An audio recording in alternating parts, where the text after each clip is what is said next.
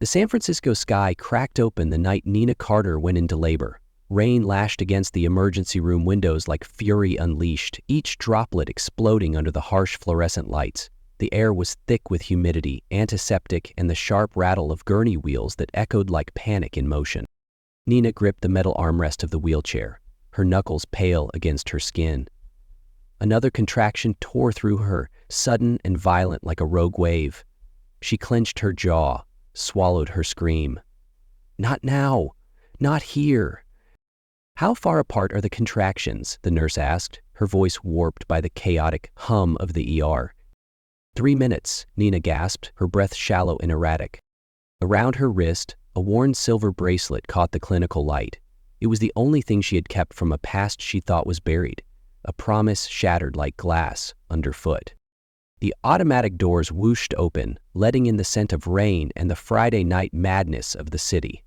But for Nina, the world had shrunk to one singular moment. Pain, fear, and the one question she couldn't silence: can I really do this alone? Logan had vanished 3 months ago, leaving behind unanswered texts and a forwarding address that led nowhere. Her mother had called the baby a mistake she'd regret, and her sister? Across the country. "We need to get her upstairs now," the nurse shouted. "Her water just fully broke. Fetal heart rate's dipping." Nina nodded faintly, tears blurring into sweat. She had always believed she was strong. But right now, being wheeled down a blinding hallway, she felt stripped bare, exposed in a way no one had prepared her for. The elevator creaked upward, floor by agonizing floor. Each number lit up like a countdown to something irreversible. When the doors opened on the 28th floor, labor and delivery. She braced herself for the truth that awaited her there. She was going to give birth. Alone. Delivery room 3127 was flooded with sterile white light as Nina's gurney was wheeled in. Everything moved in fast forward, the beeping of fetal monitors, hurried footsteps, nurses exchanging clinical terms she couldn't quite grasp. But all of it faded the moment she heard that name. Page Dr. Monroe, Stat. Nina's heart stopped. No. It can't be. Not him. Not tonight. She turned her head in panic, cold sweat prickling her skin, not from pain this time. The door burst open, and time shattered. Dr. Elias Monroe entered in crisp blue scrubs, his dark brown hair tinged with gray at the temples. But his eyes, deep, impossibly blue, were unmistakable. The eyes that once promised her a future, that once made her believe in the impossible. Elias froze the moment he saw her.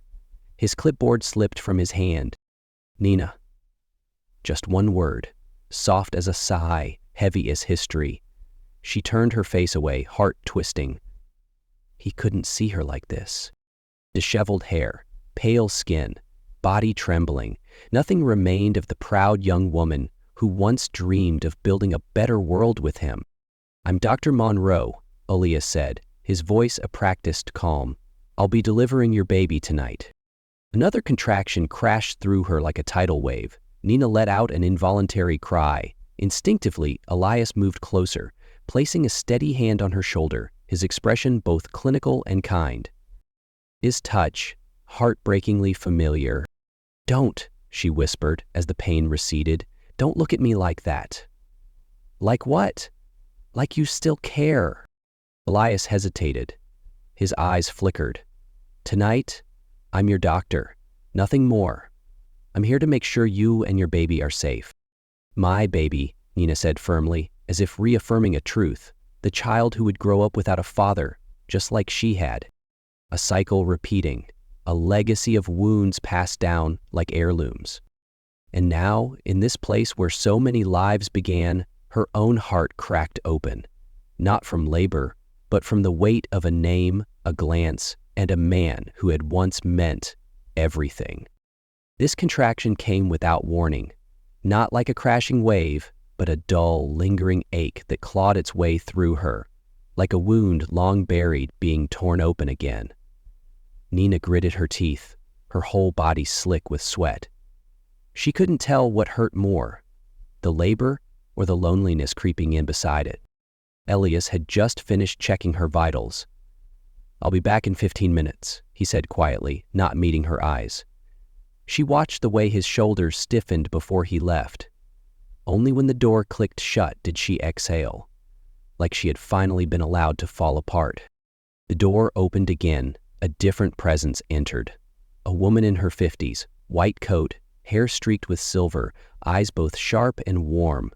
Her name tag read Maria Delgado, RN. "Hi there," she said softly.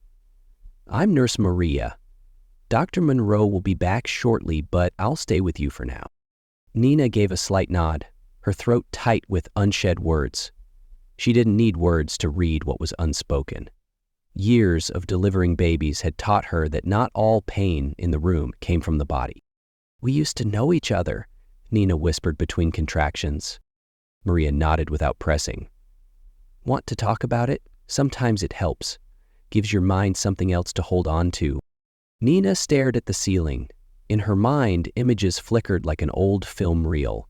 A creaky dorm porch, the smell of late-night coffee, Elias reciting anatomy terms in that husky, half-embarrassed voice. "We met in college," she said slowly. "I was studying education. He was, obviously, pre-med. We dreamed about changing the world together." Maria adjusted the monitor calmly. "And then, the real world intervened?" Nina let out a dry laugh. "I was the daughter of a school nurse and a father who never stayed. Elias was legacy, born into medicine with a future pre-written. They never said it outright, but their eyes told me I wasn't enough." "And then he left?" Maria asked, without judgment. "He got into a residency on the East Coast, Johns Hopkins. That last night in Boston, he said he needed time to think, but the truth was, the choice had already been made. He didn't choose me." Another contraction hit, cutting her off. Maria grasped her hand, grounding her. When it passed, Maria asked softly, "Did you ever see him again after that?" "Once, 8 years ago. I was at an education summit in Chicago. He was giving a lecture on high-risk pregnancies." Nina smiled bitterly. "Fitting, right?" "Do you see you?" "I hid in the back row. He was wearing a wedding ring." Maria was quiet for a moment, then asked, "And since then, have you ever stopped loving him?" Nina looked down at the silver bracelet on her wrist, the only relic of what they once were, and didn't answer. Another contraction hit, stronger than any before. Nina screamed for the first time since arriving at the hospital. She had no strength left to hold back. Every cell in her body begged for release. "She's at 8 centimeters, Maria reported. Elias tightened the strap of his mask, his eyes never leaving Nina. "We're moving fast. Get ready for the pushing stage." Maria nodded and began preparing the instruments. Every movement in the delivery room fell into rhythm, precise, measured, like a silent symphony. Nina panted, barely coherent. "I don't know if I can do this." "You've been doing this for 7 hours, Elias said, his voice calm and steady. "You're almost there, and you're not alone." Nina looked at him, her eyes swollen and exhausted. Maybe, in that fragile moment, she believed him. Just a little. "The baby's moving down," Maria said. "Next contraction, I want you to push." Nina gripped the bed rail, her whole body trembling. Elias stood at her feet, his expression clinical, yet remarkably gentle. When their eyes met, she saw it, something cracking behind the surgical mask, a wound that had never really healed. "Long, steady push, Nina," Elias instructed. "Maria will count for you." The contraction came like a tsunami. Maria began counting. Nina gathered every ounce of strength, physical, emotional, spiritual, and pushed like she was giving birth to more than just a child. Between pushes, Nina caught glimpses of Elias' face, no longer just a doctor's gaze, but the eyes of the man who once held her under the Boston stars, whispering he'd stay, and didn't. "I see the head," Elias said, voice catching. "Dark hair, just like—" He stopped himself, but Nina heard it. Just like his. Tears spilled from her eyes, not just from pain, but from the sharp, undeniable truth. They had once dreamed of this baby, in another life, in another time. "Oh, more, Nina, your baby's almost here." Nina bore down with all she had left: strength, defiance, and a heart that had once been broken. Then, silence, a suspended moment in time, and then a cry, thin, shrill, and full of life. "It's a boy," Elias whispered. He lifted the baby in his gloved hands, his voice trembling, as if he believed in miracles for the first time. Maria placed the baby on Nina's chest, warm, damp, and perfect. Nina wrapped her arms around her son, her heart exploding in a wave of love she'd never known. All the loneliness, fear, and anger melted under the sacred weight of new life. "Hello, little one," she whispered through tears. "I'm your mama." Elias stepped back, giving mother and child space, but Nina caught his expression, raw, open, heartbreakingly human. He wasn't just seeing a patient, he was seeing the woman he had once loved, and the mother he now couldn't look away from. Night fell over the postpartum floor like a heavy quilt, thick, warm, and quiet. The room was lit only by a small bedside lamp, casting soft shadows on the pale walls. Nina didn't sleep. She couldn't. Baby Leo lay in the clear bassinet beside her, breathing in gentle wisps. Every rise and fall of his tiny chest made her own heart flutter. Everything was peaceful, except her. A soft knock at the door. Maria stepped in with the silence of someone who had witnessed hundreds of sacred moments like this. "How are you feeling, sweetheart?" she asked, checking the monitors, watching Nina carefully. "Like I got hit by a truck," Nina said with a weary smile. "But a really beautiful truck." Maria chuckled. "That's how most new mothers feel." Then she paused, pulling a chair closer. "Can I ask something? Not as your nurse, as a mother?" Nina nodded, her heartbeat quickening. "Dr. Monroe," Maria said gently, "there's more between you two, isn't there? More than you shared." Nina looked down at her hands, at the old silver bracelet. "He was my first love," she said, almost a whisper. "Actually, my only love. When he left, I told myself I'd learned my lesson, never love someone that much again." Maria nodded, eyes filled with understanding. "I thought if I was strong enough, good enough, I wouldn't need anyone. I could be a teacher, a mother, hold it all together. No one could hurt me again." "And now?" Maria asked softly. Nina glanced toward the bassinet. Leo stirred slightly, his lips twitching like he was dreaming. "Now I have Leo, and I can't let personal feelings distract me. I have to be the mother he needs, not a woman swayed by a man who showed up at the right moment." Maria didn't argue. She simply squeezed Nina's hand and stood. Just then, another gentle knock, this time Elias. He was out of scrubs, in a charcoal sweater and jeans. He looked younger somehow, or maybe just closer. "Sorry if I'm interrupting," Elias said, pausing at the door. "I just wanted to check in one last time before heading out." Maria exited quietly, leaving them alone. Nina sat up. She didn't know why her heart beat faster, but it did. "Leo's good," she said. "Thank you for everything." Elias nodded, his gaze moving to the bassinet. "You named him Leo Elias Carter?" She didn't answer. He already knew. "It wasn't random," Elias said, voice low. "That name." Nina clenched the blanket. "I don't know. Maybe habit? Maybe something I never really let go of." He looked at her for a long time, as if weighing his words. "Thank you for not forgetting," Elias whispered. "And I'm sorry for leaving." For the first time, Nina didn't look away. 3 days after giving birth, Nina was packing to leave the hospital. Maria helped fold Leo's newborn clothes, while Elias had stepped back into his role as doctor. Careful, kind, but more distant now. Maybe he was giving her space, or maybe he was waiting. She wasn't ready yet. Her phone rang, unknown number from Portland. Nina sighed, then answered. "Nina, it's me." His voice was tentative. None of his usual charm, just a man trying to return to something he once abandoned. "I know I don't deserve to call. You should hang up the second you hear my voice. But please, give me a minute." Nina said nothing. Her silence landed heavier than anger. "I was scared," Logan admitted. "When you told me you were pregnant, I thought my whole life would fall apart. The startup, the investors, the expectations, they all needed me to be the man who was unattached.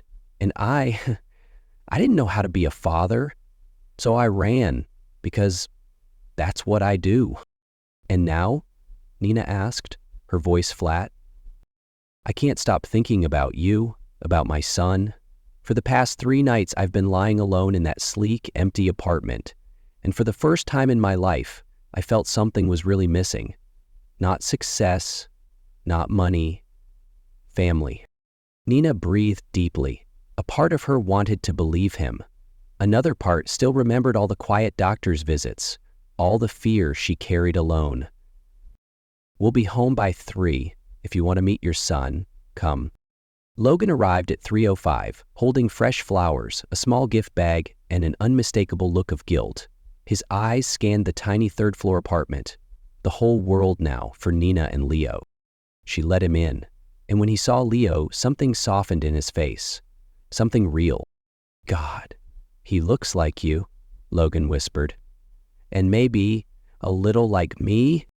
He held his son for the first time. His hands shook. He fumbled, but he meant it. "I'm sorry," he said, eyes not leaving Leo. "I was wrong. I was a coward. But I don't want to keep being that man." Knock. Elias. He was dressed in a charcoal sweater, his expression serious but calm. "Sorry to intrude. I just stopped by to make sure Leo's doing okay after discharge." Nina looked between the two men, one who ran and one who returned. Logan spoke first, tension in his voice. "You're the doctor?" "Yes," Elias answered evenly. "Are you something more?" "You don't get to ask that," Nina said, gently but firmly. "You only have one question to answer. Will you stay, even without me?" Logan bowed his head. "I want to, but I need to learn how." Elias stepped forward, adjusting Leo's blanket without a word. He didn't interfere. He didn't compete. Nina looked at her son, and for the first time she felt sure. She knew who would show up without needing to be asked. After Elias left and the door clicked shut, the air in the room seemed to shift. Logan stood still for a moment, hands shoved into his pockets. He stared at Leo asleep in the bassinet, tiny lips puckered, little fists clenched, like he was holding on to the whole world. "He's beautiful," Logan murmured, mostly to himself. Nina didn't answer. She remained by the bassinet, her gaze soft but steady. "You've always been strong," Logan said, voice low. "Even when you were pregnant, I could see it. You never needed anyone to hold you up, not even me." "That was never a choice," Nina replied. "It was survival. When someone walks away, you learn to stand alone."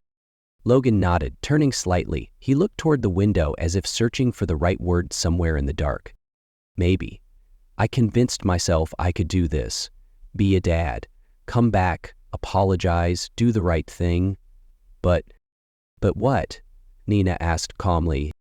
"But there's someone else," he admitted. "Someone I met a few months ago.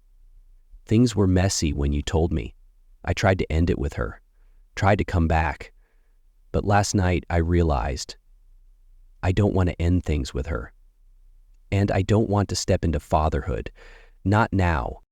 Silence stretched long between them, but there were no tears. Nina only nodded. "Thank you for the honesty. That, at least, is better than silence." Logan looked at her, as if expecting a reaction. Anger, sadness, a plea. But nothing came. Just a woman who had already walked through the storm and was still standing. "You don't have to come back," she said gently, like a blessing. "Leo will grow up surrounded by love. He doesn't need someone who wasn't brave enough to stay." Logan nodded slowly and walked to the door. Before he stepped out, he turned back. as if expecting her to call him back. But Nina only smiled, a soft, final smile. When the door closed behind him, she exhaled, not from exhaustion, but release. She turned back, leaned over, and kissed her son on the forehead. "We're okay," she whispered. "We're going to be just fine." 2 weeks after coming home, Nina realized something. Sleeping like a baby was the biggest lie ever invented. Leo loved being awake between midnight and 4 a.m. Not because he was hungry, not because he was wet, just because tonight, Nina was spent. Her head throbbed. She had fed him, changed him, rocked him, and still he cried. She paced the living room in circles, holding Leo close, tears slipping silently down her cheeks. "Please, just tell me what you need," she whispered, voice cracking.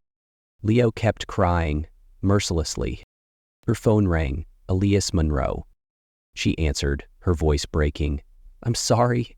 I didn't mean to call, but I'm so tired. I don't even know if I'm doing this right."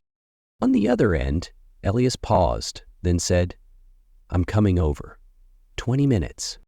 And he arrived exactly on time, in a hoodie and jeans, like someone who had accepted that 3 a.m. calls were part of the job now.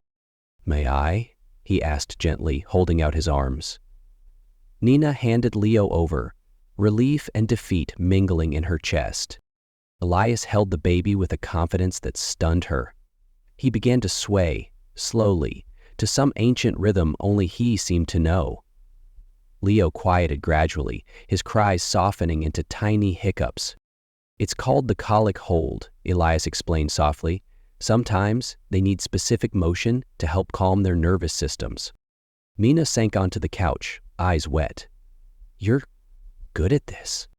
"I've just had practice. And 2 free hands," he said with a soft smile. "You've been doing it all alone for 2 weeks." "I thought I was strong," she murmured. "But now, I'm not so sure." Elias sat beside her, Leo snoozing on his shoulder. "No one stays strong all the time. But you're doing the hardest thing in the world, and you're doing it well. You just need a break." Nina looked at him. There was no distance now, not between doctor and patient, not between past and present, just 2 people trying to raise a life. "Thank you," she said quietly. Elias met her eyes. "I'll always be here when you need me." 3 weeks after giving birth, Nina's life began to find a rhythm. Slow, uneven, and never quite complete. The mornings were still rough, the nights still sleepless, but there was something new. Elias. He never asked, never pushed. He just showed up. With coffee, groceries she forgot to buy, or just arms willing to hold Leo so she could nap. They walked around the block most afternoons. No labels, no promises, just the stroller's quiet rumble on the sidewalk and 2 people learning how to exist side by side again. One cool afternoon, while Leo dozed in the stroller, Nina spoke. "Can I ask you something, honestly?" Elias turned. "About what? About why you left?" "Back then, the truth." He stopped, took a breath. "I think you already know. I want to hear it from you." He nodded slowly. "My parents didn't think you were enough. They never said it outright, but they made it clear, with looks, with silence at dinners, with questions like, 'Are you sure she's the right fit for the Monroe family?'" Nina gripped the stroller's handle. "And you agreed?" "No," he said immediately. "I loved you. But I was afraid. I was young and not strong enough to stand between you and them." Silence. Just the stroller wheels, rolling along. "Afterward," he continued, "I tried to find someone who did fit. I married Charlotte. My father approved, but I didn't." "Because of me?" "No," Elias said, looking into her eyes. "Because I wasn't myself without you." Nina took a deep breath. The breeze carried a hint of jasmine. Part of her still hurt, but another part, the one that had waited 10 years for this, was finally quieting. After a few moments of silence, she asked, "Did you ever love Charlotte?" Elias paused, His gaze drifted from the lake to the horizon. I thought I did, in a safe, convenient kind of way. He gave a hollow chuckle. She came from the same world as me. She knew how to sit at the dinner table with my parents without trembling, knew when to smile, when to stay silent. It all made sense. But it wasn't enough? Nina asked softly. Elias nodded. It wasn't wrong, but it wasn't real. He stopped walking for a moment, then continued. We got married when I was 28. 2 years in, things began to cool. There were no big fights, just distance. She lived in charity galas, I lived in the OR. Any kids? Nina asked quietly. No, Charlotte didn't want them. She said the world was already too chaotic. No need to add more souls to the mess. I was angry then, but later I realized she was just being honest with her truth. I wasn't. Nina stayed quiet. Elias continued. We divorced 3 years ago, quietly, the same way we got married. No shouting, no custody battles. Just 2 people who didn't belong together anymore. And then what? She asked. And then I lived alone. Hospital, home, occasional conferences. But no matter what I did or where I went, my mind always circled back to you. Nina turned to look at him, her eyes wide. Elias didn't look away. I missed you, Nina. Not just the idea of you, but you. The way you laughed at books, the way you questioned everything. I even missed your anger, your stubbornness, the way you cried, never loudly, just quiet tears down your wrist. So real, it hurt. Nina inhaled deeply, the scent of freshly cut grass mixed with the crispness of autumn air, making her heart tremble. I tried to find you, Elias said, his voice softer now, after the divorce. I asked a few old friends, searched online, but you disappeared. No trace. Because I didn't want to be found, Nina whispered. After you left, I needed to disappear. I needed to start from zero. I erased everything. Photos, phone numbers, social media accounts. She hesitated. And then I met Logan, my eventual husband. Elias froze, eyes slightly wide. We were married for 7 months, she said evenly. He was kind, funny, but after the wedding, he started to vanish. Late nights, strange calls, broken promises. I knew there was someone else, but I stayed because I just wanted to be chosen, to be enough. When did you leave? Elias asked. At exactly 1 year. It wasn't dramatic. I just couldn't stay in a place where I was a placeholder. I deserved more than that. They fell into silence. Only the birds chirping and leaves rustling above them remained. Did you love him? Elias asked. I tried, but my heart had always lived somewhere else. Another pause. I was terrified to come back, Elias admitted, afraid I'd hurt you all over again. But when I found out you were giving birth alone, seeing you on that table, I wanted to scream that I was wrong. And now? She asked, her voice barely audible. Now, Elias said, I don't want to lose you again. Not for my parents, not for the past, not for my own cowardice.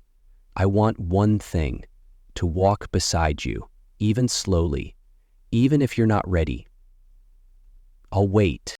Nina looked down at the stroller. Leo was still fast asleep, his little chest rising and falling in rhythm. She gripped the handle, then turned to Elias. I'm not promising anything, but you can walk with me today, just today. Elias nodded, his eyes glassy. They continued walking. No words needed, because sometimes a nod is enough to mean, I forgive you. I'm not ready, but I want to try. 6 months passed like a long dream, sometimes breathtakingly beautiful, sometimes exhausting enough to make her want to give up. But Nina stayed, and so did Elias. She started teaching part-time at a small neighborhood elementary school where kids called her Miss Nina the Fun One and fought over who got to push Leo's stroller after class. On weekends, Elias often took her and Leo to the park. He'd bring a blanket, a few croissants, and a habit of snapping candid photos of ordinary moments. One sunny Sunday in June, they visited a community fair. game booths, ice cream trucks, string lights, and cheerful music. Leo giggled in Elias's arms, kicking wildly as he watched bubbles float in the air. Nina stood beside them, sipping lemonade, watching it all, and suddenly realized this wasn't a dream. It was real, a reality she had chosen. "Where are you going next?" she asked as they sat under a tree. Elias shrugged. "The hospital's opening a mobile clinic for underserved communities. I'm volunteering on Saturdays." "For Leo?" she asked. "For you, and because I need to do something right." Nina nodded. Her eyes lit up, not with surprise but with confirmation of something she had felt growing for a while. She stood, gently lifted Leo from his arms, placed him in the stroller, and turned back. "Here's one thing I've never done," she said, smiling. "What's that?" Elias raised an eyebrow.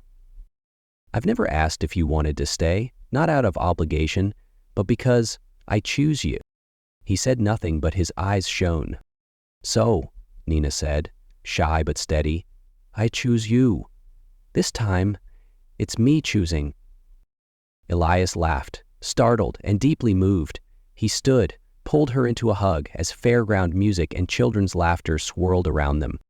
And for the first time in 10 years, they weren't lost anymore. They were two people who had found their way back. 1 year after Leo's birth, Nina stood in the kitchen, morning light pouring through the glass window, casting a warm glow across her face, peaceful, radiant. Leo sat on the floor, giggling as Elias played Papa Bear Attack in a silly, deep voice. What once felt like a dream was now her everyday life. Nina poured coffee, breathing in its familiar scent, then returned to the kitchen table where 3 mugs sat side by side, hers, Elias's, and a tiny plastic one with dinosaurs. She once believed family was out of reach, that pain had taught her joy was dangerous. But now, every morning she woke up to Elias curled beside her, his arm draped gently over her shoulder, Leo breathing softly in the crib nearby, and she knew she had found what her heart had once lost. Elias walked over and kissed her forehead, whispering, "It's his birthday today." "I remember," she smiled, "the cake's in the oven." He paused, then exhaled softly. "I have another gift."